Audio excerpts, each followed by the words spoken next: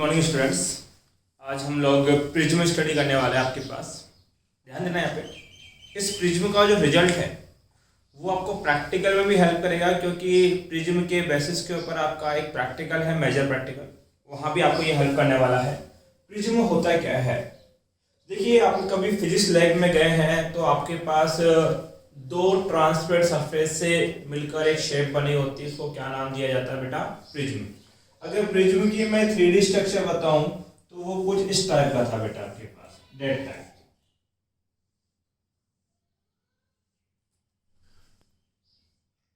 ये आपके पास प्रिज्म है, ये एक पूरा आपके पास ट्रांसपेरेंट सरफेस है, ये भी ट्रांसपेरेंट सरफेस है, और ये दोनों ट्रांसपेरेंट सरफेस सम एंगल पे एक दूसरे के ऊपर रखे होंगे, तो ऐसा जो स्ट्रक्चर फॉर्म होगा उसको क्या नाम दिया जाएगा बेटा? प्रिज्म आपके पास।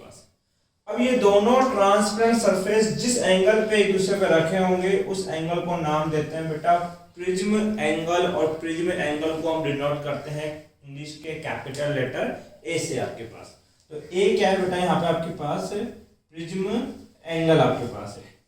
आपके पास ये जो प्रिज्म एंगल होता है, बेसिकली लैब में दो ही टाइप के आपको प्रिज्म मिलते हैं, या तो 45 डिग्री का प्रिज्म होगा या 60 डिग्री का मैक्सिमम। अब ऐसा नहीं है कि इनके अलावा कोई नहीं मिल सकता, 15 डिग्री का भी होता है आपके पास। अगर हम बात करें 90 डिग्री का प्रिज्म आपके पास होता है, तो अलग अलग वैरायटी के होते हैं। बट प्रैक्टिकल में जो अधिकतर या मैक्सिमम लोगों को प्रिज्म दिए जाते हैं वो 60 डिग्री के दिए जाते हैं। ठीक है, अब ये जो प्रिज्म है, ये प्रिज्म क्या करेगा हमारे लिए? एक क्या है? मीडियम है। ये प्रिज्म किसका बना है बेटा? ग्लास का। अगर ये प्रिज्म ग्लास का बना है तो इसका क्या होगा? कुछ रिफ्रैक्टिव इंडेक्स, वो हमने कितना बता दिया बेटा आपके पास? म्यू है। हमने बोला कि इस प्रिज्म पे एक लाइट इंसिडेंट होगी और एक लाइट बाहर निकलेगी आपके पास। जब ये लाइट इंसिडेंट होगी और बाहर निकलेगी तो ये लाइट बैंड करेगी, क्योंकि लाइट एक मीडियम से दूसरे मीडियम के अंदर मूव ऑन कर रही है। उस कंडीशन पे इस प्रिज्म के रिफ्रैक्टिव इंडेक्स का एक फॉर्मूला बनेगा, और वो फॉर्मूला बनेगा sine tan minimum plus angle A upon 2 divide by sine a by 2। इस फॉर्मूले को नाम दिया जाता है बेटा प्रिज्म फॉर्मूला। इस प्रिज्म फॉर्मूले में दो वेरिएबल आप जानते हो, एक कौन है बेटा आपके पास? रिफ्रैक्टिव इंडेक्स म्यू है, और दूसरा वेरिएबल कौन आ रहा है? Prism angle. साथ में एक नया सिंबल आ गया बेटा डेल, और del is called deviation angle. क्या बोलते हैं बेटा इसको? Deviation angle. और इसका मतलब क्या है वो समझिए आपके पास। देखिए, अगर मैं प्रिज्म का एक रे डायग्राम बनाऊं तो वो रे डायग्राम कुछ इस तरीके से होगा। ये प्रिज्म है, इस प्रिज्म का मैंने आपको एक फ्रंट पोर्शन दिखाया आपके पास। अगर प्रिज्म को सामने से देखोगे तो आपको एक ट्रायंगल दिखाई देगा, और ये इनकी ये दो टिल्टेड सरफेस है। देखो, ये वाला जो एक सरफेस है पूरा ऐसे झुका हुआ है, उसका ये सामने वाली लाइन आपको शो हो रही है। हमने बोला ये ग्लास है, ये आपके पास ग्लास, बाहर कौन रखी है बेटा? एयर। ये आपके लिए डेंसर मीडियम है, और ये क्या है बेटा? रेयर मीडियम है। और ग्लास का एयर के रेस्पेक्ट में रिफ्रैक्टिव इंडेक्स मैंने कितना बता दिया? म्यू आपके पास गिवन है। यहाँ पे ध्यान दीजिए, एक रे सम एंगल के ऊपर फर्स्ट सरफेस पे इंसिडेंट हुई। रे का नामकरण करेंगे, ये हो जाएगा बेटा P एंड Q। ये मेरी एक रे है जो इस सरफेस पे इंसिडेंट हुई, तो ये जो है इसका क्या बोला जाएगा बेटा? Q, incident point. और ये इंसिडेंट पॉइंट लाई करता है प्लेन सरफेस के ऊपर। अगर ये इंसिडेंट पॉइंट प्लेन सरफेस पे लाई करता है तो इसका नॉर्मल कैसे बनाएंगे? हम बोलेंगे कि इस प्लेन सरफेस के ऊपर इस पॉइंट पर आप इस सरफेस का एक परपेंडिकुलर ड्रॉ कर दो। इसका मतलब कि इस सरफेस के साथ ये एंगल कितना है? 90, तो ये एंगल भी कितना है बेटा? 90। ये जो परपेंडिकुलर आप ड्रॉ करोगे उसको बोला जाएगा नॉर्मल, और ये मैंने फर्स्ट नॉर्मल फॉर्म किया, इसलिए इसको मैंने क्या बोला बेटा? N1। अब ध्यान दीजिए, ये रे रियलिटी में जाना कैसे चाहती है? सीधा। तो ये कौन सी रे है बेटा आपके पास? इंसिडेंट रे है। ये कौन सी रे है? Incident ray. अब आपको पता है कि नॉर्मल और इंसिडेंट रे के बीच का एंगल बोला जाता है इंसिडेंट एंगल, जिसको हम किससे रिप्रेजेंट करते हैं? आई से आपके पास। ये रे कौन से मीडियम से कौन से मीडियम में जा रही? सर ये रेयर से डेंसर में जाती है। According to law of refraction, जब भी रे रेयर से डेंसर में जाती है तो उसका नेचर होता है शिफ्ट टूवर्ड्स द नॉर्मल, उसको नॉर्मल की तरफ शिफ्ट होना होता है। तो देखो ये तो इसका रियल पाथ है और ये नॉर्मल है। अगर इसको नॉर्मल की तरफ शिफ्ट करना है तो इस रे को कहां बेंड करना पड़ेगा? डाउनवर्ड। तो हमने बोला कि ये इस पाथ में चली गई। देखो ये इस पाथ को छोड़ के यहां बेंड हो गया आपके पास, तो ये रिफ्रैक्टेड रे हो गई। ये नॉर्मल और ये रिफ्रैक्टेड रे, और इसके बीच का एंगल क्या बनेगा? Refracted angle R. एक छोटी सी बात ध्यान रखना कि जब प्रिज्म की डेरिवेशन करो तो सेम मीडियम में बनने वाले एंगल का डिनोशन सेम करना है। इसका मतलब यह है कि अगर एयर में बनने वाले एंगल को आई लिखा है और ग्लास में बनने वाले एंगल को आर लिखा है, तो इनके अलावा भी अगर और कोई एंगल बनता है, अगर वो एंगल ग्लास में बनेगा तो उसको मैं आर से डिनोट करूंगा, और अगर वो एंगल आपके पास किस में बनेगा बेटा? एयर में बनेगा, तो मैं इससे किससे रिप्रेजेंट करूंगा? आई से। इस एंगल को मैं लिख देता हूं I1 और इस एंगल को क्या लिख देता हूं बेटा? मैं R1। अब इसका आप बोलो बेटा PQ इस पॉइंट पे पहुंची तो उसको नाम देते हैं बेटा क्या? R। फर्स्ट सरफेस की जो रिफ्रैक्टेड रे है, फर्स्ट सरफेस से जो रे बाहर आई वो सेकंड सरफेस पे इंसिडेंट हुई। इसका मतलब इस सेकंड सरफेस के लिए ये रे किसका काम कर रही है? इंसिडेंट रे का काम कर रही है। यहां पर ये पॉइंट है आपके पास, इस पॉइंट को अगर मैं बोलूं तो ये पॉइंट कहां लाई करता है? प्लेन के ऊपर। और जब इंसिडेंट रे किसी प्लेन पर आती है तो वहां पर आपके पास नॉर्मल कैसे ड्रॉ करते हैं? सर इस पॉइंट पे इस सरफेस का जो परपेंडिकुलर होगा उसको क्या बोला जाएगा बेटा? नॉर्मल। तो यहाँ पे मैंने क्या बना दिया? एक परपेंडिकुलर। ये इसका परपेंडिकुलर है, इसका मतलब ये एंगल कितना है? 90, तो ये एंगल भी कितना है? 90। सरफेस का परपेंडिकुलर है। ये रे जाना किस चाहती है सर? स्ट्रेट। अब लॉ ऑफ रिफ्रैक्शन क्या कहता है? रे कौन से मीडियम में थी? डेंसर में। जा कहां रही है? रेयर में। जब भी रे डेंसर टू रेयर मूव करती है तो उसका नेचर होता है कि अवे फ्रॉम द नॉर्मल। अगर ये रे ऊपर गई तो इस नॉर्मल के पास आ जाएगी, इसलिए इस रे को कहां बेंड होना पड़ेगा? नीचे।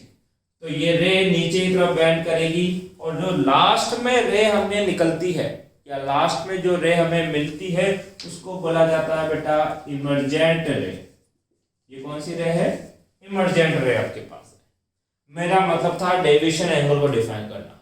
डेविएशन एंगल क्या होता है कि angle between incident ray and emergent रे is called angle of deviation. अगर मैं इसकी डेफिनेशन देना चाहूं तो क्या दूंगा बेटा? Angle between incident ray and emergent रे इज कॉल्ड डेविएशन एंगल। उसको बेटा आपके पास क्या बोला जाता है? Deviation angle. ये कौन सी रे है? Incident ray. ये कौन सी रे है? इमर्जेंट रे। ऐसा करो इमर्जेंट रे को थोड़ा पीछे बढ़ा दिया इसी लाइन के ऊपर, तो इंसिडेंट रे और इमर्जेंट रे के बीच का एंगल ये बनेगा, और इस एंगल को क्या नाम दिया जाएगा बेटा? एंगल ऑफ डेविएशन, जिसको हम किससे रिप्रेजेंट करेंगे? डेल से।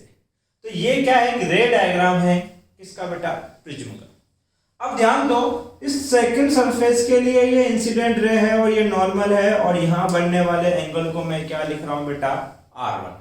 मैंने कहा था कि एक मीडियम में बनने वाले एंगल को सेम डिनोट करेंगे, इसको R2 लिख दो।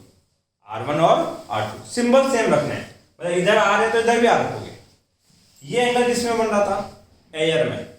और ये एंगल भी किसमें बनेगा बेटा? एयर में। तो ये नॉर्मल है और ये आपके पास रे है, इसके बीच के एंगल को क्या लिख देंगे बेटा? I2।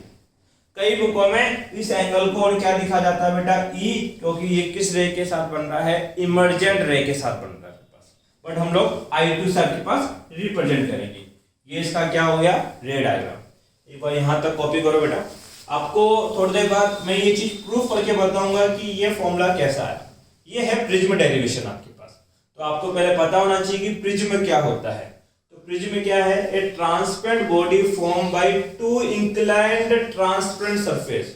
दो इंक्लाइन ट्रांसपेरेंट सरफेस से जो बॉडी फॉर्म होगी उस बॉडी को क्या नाम देते हैं बेटा? प्रिज्म नाम देते हैं। इस प्रिज्म के अंदर आपके पास दोनों ट्रांसपेरेंट सरफेस के बीच का जो इंक्लिनेशन एंगल है उस इंक्लिनेशन एंगल को क्या नाम देते हैं? प्रिज्म एंगल नाम दिया जाता है। डेविएशन ऑफ एंगल का मतलब क्या है?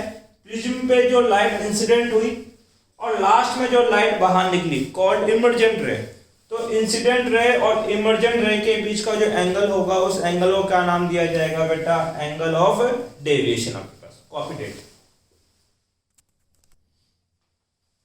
देखो बेटा ये हमारा था प्रिज्म एंगल कितना? ए। ये पॉइंट बी मान लेते हैं और ये सी मान लेते हैं। इसको नाम दे दिया मैंने टी और इस पॉइंट को नाम क्या दे दिया बेटा मैंने? यू। एक चीज बताओ, अगर कोई पैरेललोग्राम हो तो उसके चारों एंगल का सम कितना होता है? 360 आपके पास। तो मुझे यहाँ पे एक पैरेललोग्राम दिखाई दे रहा है, तो मैं एक पैरेललोग्राम बना रहा हूं आपके पास और वो पैरेललोग्राम बेटा कुछ इस तरीके का है। देखो ये पॉइंट है। देखो बेटा हम लोग एक पैरेललोग्राम कंसीडर कर रहे हैं, थोड़ा सा मैथमेटिक्स है, ध्यान दें सभी लोग। यहाँ पे एक पैरेललोग्राम मुझे दिखाई दे रहा है आपके पास, उसका शेप कुछ ऐसा है।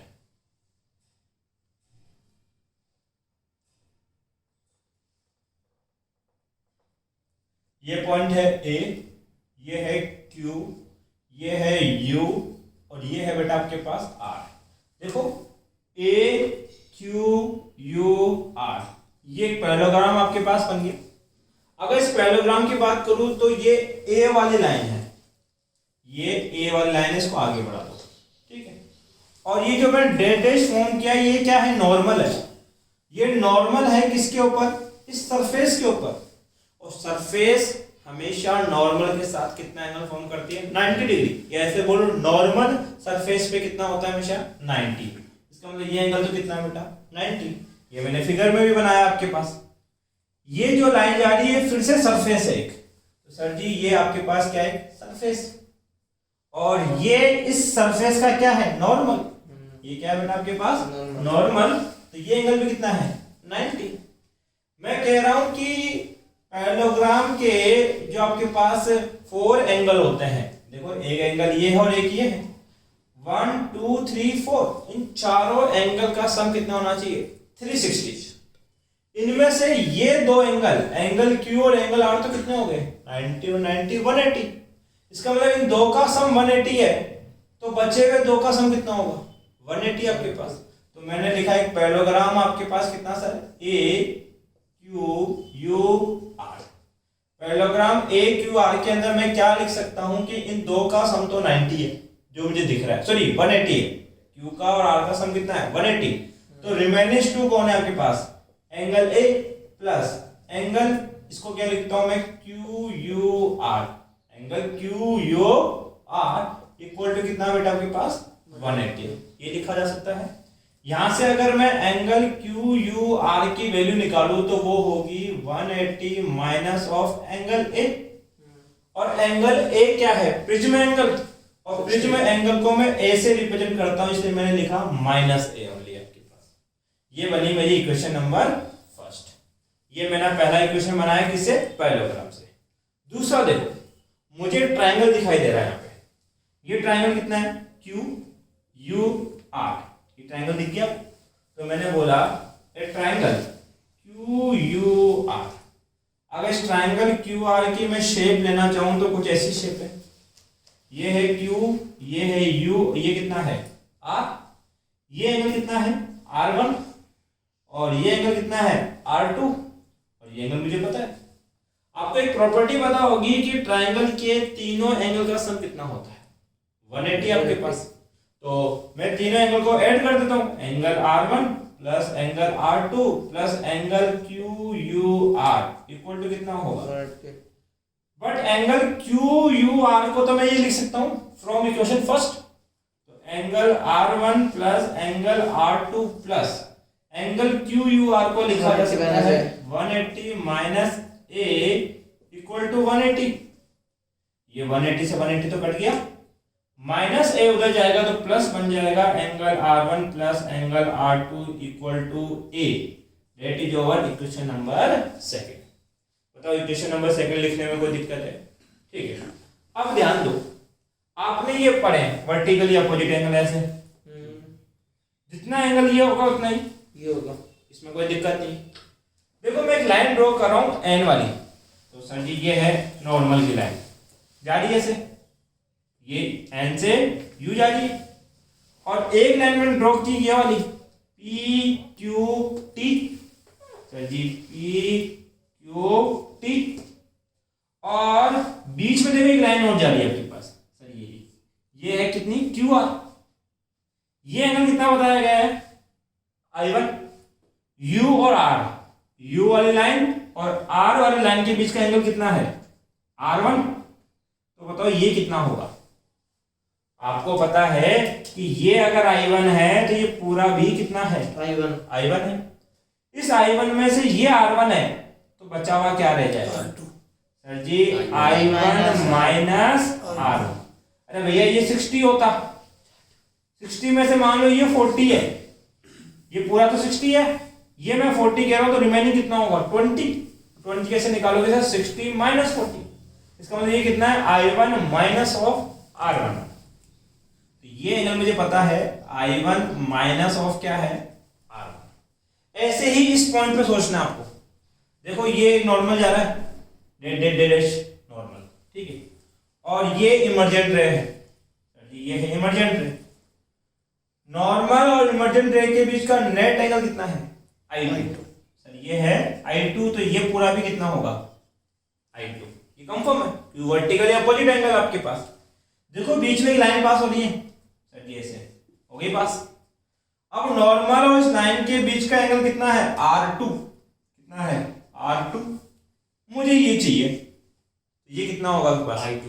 I2 minus of I2 minus of R2। Sir ये वही तो है, ये है I2 माइनस ऑफ R2 आपके पास, ठीक है।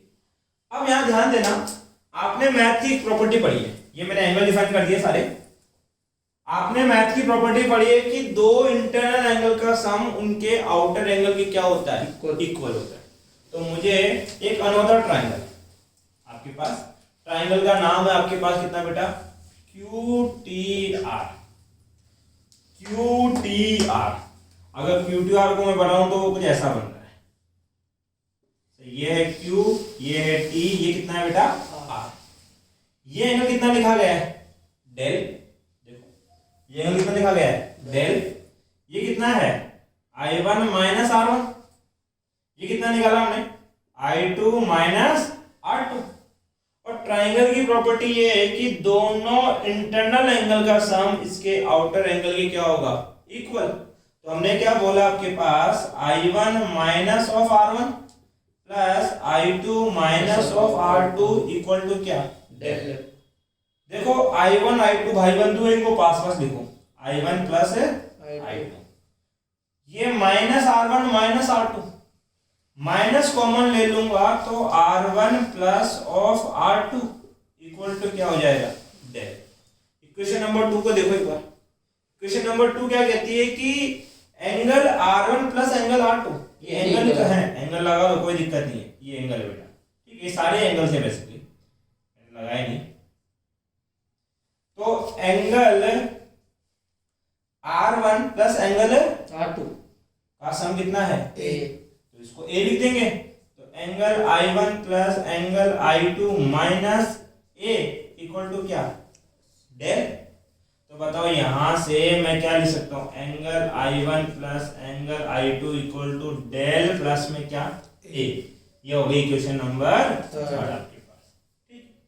अब एक बात ध्यान दो, आपको इसका क्या करना है? प्रैक्टिकल।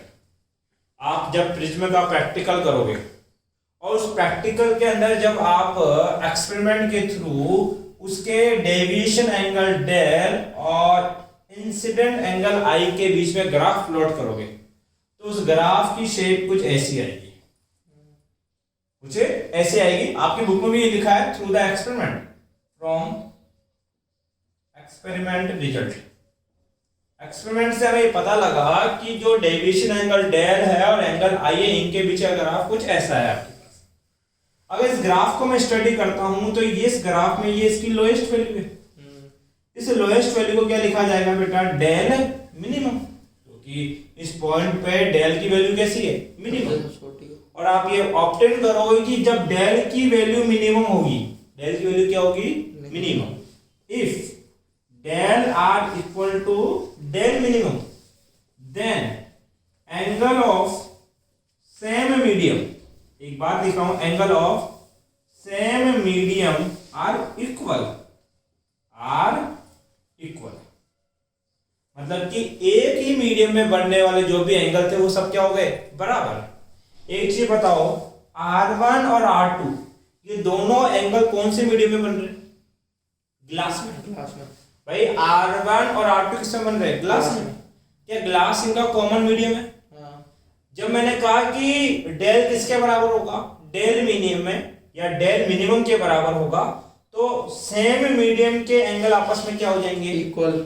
इसका मतलब हम लिख सकते हैं R1 R इक्वल टू कितना, R2, क्योंकि ये सेम मीडियम है। बताओ I1 और I2 कहाँ बन रहे हैं, एयर में, एयर भी सेम मीडियम है दोनों के लिए।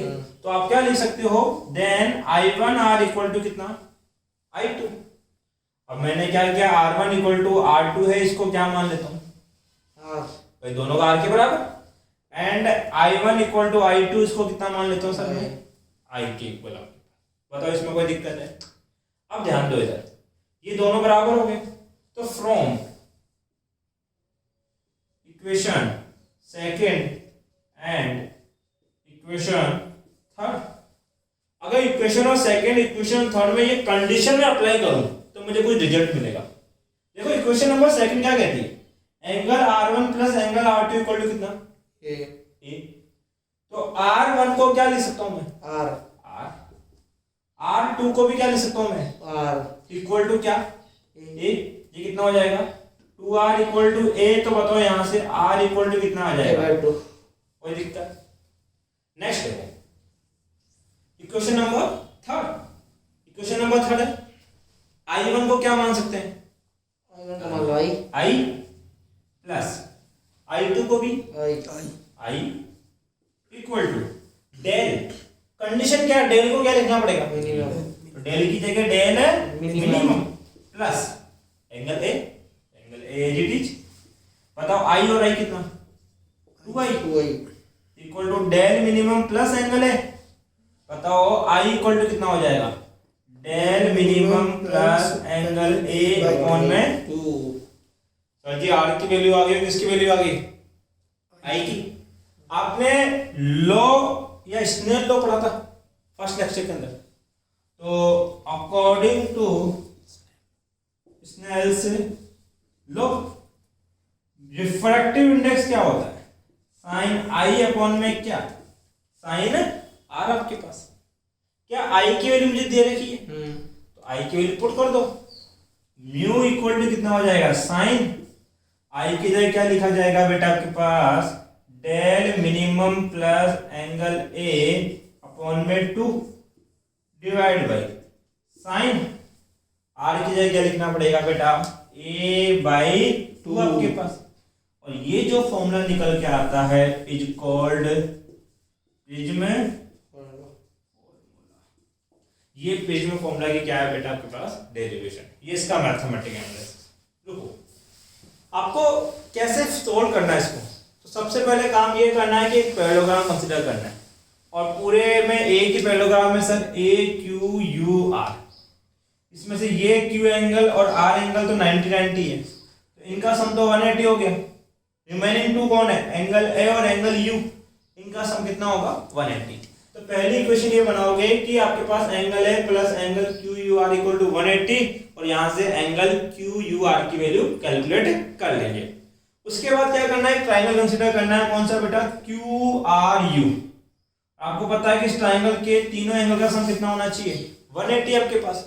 तो फिर से लिख देना, ट्रायंगल क्यू आर में पहला एंगल R1, दूसरा R2, तीसरा angle Q U R equal to 180, और एंगल क्यू आर की वैल्यू ऊपर से वापस पुट कर दोगे, तो आपको रिजल्ट मिलेगा कि R1 plus R2 equal to कितना होता है बेटा, A। इसको हाईलाइट करके रखेंगे। फिर उसके बाद के अंदर आप वर्टिकली अपोजिट एंगल बनाना और पता कर लेना कि ये एंगल कितना है I1 माइनस R1 और ये एंगल कितना है I2 माइनस R2 और ये एक राइट एंगल ट्राइंगल बन रहा है कौन सा आपके पास TQR। तो यहाँ पे राइट एंगल ट्राइंगल कंसीडर कर लेना बेटा QTR और QTR के अंदर ट्राइंगल की प्रॉपर्टी लगाना कि दोनों इंटरनल एंगल का सम उनके आउटर एंगल की क्या होता है इक्वल।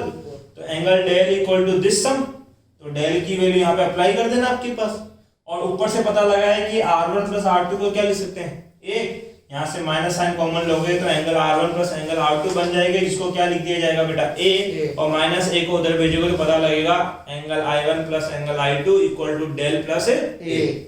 उसके बाद में एक छोटी सी बात लिखनी है कि थ्रू एक्सपेरिमेंटल रिजल्ट, जब आप प्रिज्म का एक्सपेरिमेंट करोगे और उसके डेल और इंसिडेंट एंगल के बीच में ग्राफ प्लॉट करेंगे तो ऐसा एक यू शेप का ग्राफ आपका फॉर्म होगा। इस ग्राफ में एक पॉइंट आएगा कि जब डेल कितना होगा मिनिमम, तो हमने बोला जब डेल मिनिमम होगा तो एक स्टेटमेंट अप्लाई होगा कि सेम मीडियम में बनने वाले एंगल क्या होते हैं सेम दिखते हैं। इसका मतलब कि R1 और R2 दोनों ग्लास में बन रहे थे, दोनों को बराबर कर दोगे R1 equal to R2 equal to कितना R। फिर I1 और I2 ये दोनों कहाँ फॉर्म हो रहे थे आपके एयर में, तो इनको इक्वल कर दो कितना हो जाएगा बेटा आपके पास I1 equal to I2 equal to I। फिर इस इक्वेशन को अप्लाई करना है इक्वेशन नंबर 2 में, तो यहाँ R यहाँ भी R और R2R इक्वल टू A, तो यहाँ पर आपके पास R इक्वल टू आ जाएगा A/2 R equal to A/2। फिर इस वाले टर्म को अप्लाई करना है क्वेश्चन नंबर 3 के अंदर, यहाँ पे होगा I plus I 2I equal to del minimum plus A, यहाँ से 2 नीचे भेज दोगे तो I इक्वल टू कितना आ जाएगा del minimum plus angle A/2 आपके पास। फिर कौन सा लॉ अप्लाई करना है स्नेल लॉ। स्नेल लॉ कहता है mu equal to sine I upon sine R। I की वैल्यू आगे कितनी है आपके पास बेटा del minimum plus angle A/2 value put कर देंगे। R की वैल्यू कितनी थी बेटा आपके पास A/2 वैल्यूज पुट कर देंगे। यहाँ तो कॉपी करो, एक छोटी सी बात और बतानी है,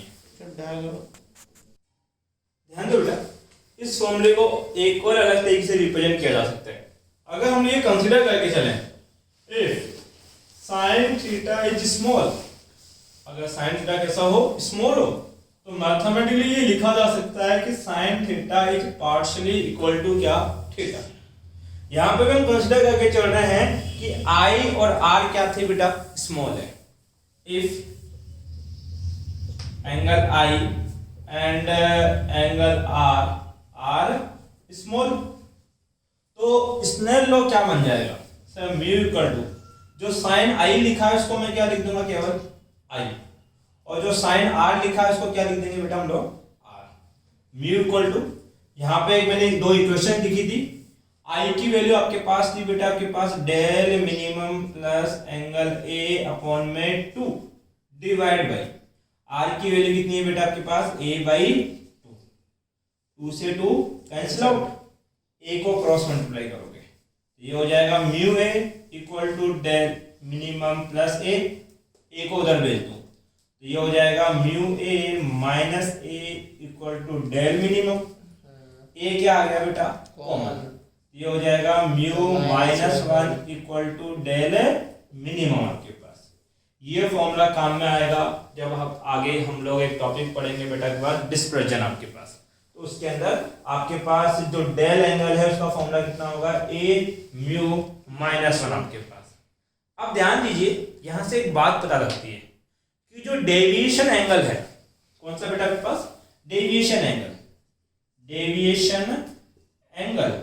depends on prism angle A and refractive index of medium,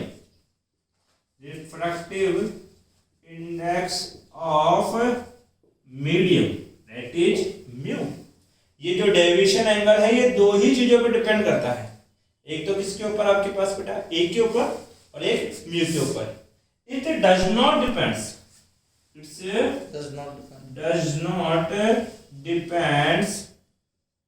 on incident angle I and refracted angle R। आपके पास जो डेल की वैल्यू है वो I और R पे डिपेंड नहीं करती।